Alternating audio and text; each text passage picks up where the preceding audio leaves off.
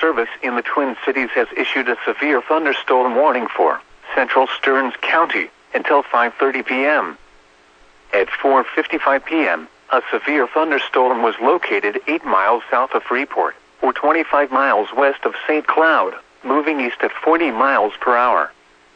Expected hazards include 60-mile-per-hour wind gusts and half-dollar-size hail. This is a radar-indicated threat. The following impacts are expected. Hail damage to vehicles is expected. Expect wind damage to roofs, siding, and trees. This severe thunderstorm will be near Richmond around 5:10 p.m. Cold Spring around 5:15 p.m. Other locations in the path of the severe thunderstorm include St. Joseph, Rockville, and Waite Park. For your protection, move to an interior room on the lowest floor of a building. Repeating, a severe thunderstorm warning has been issued until 5:30 p.m. for the following county: Stearns, Minnesota.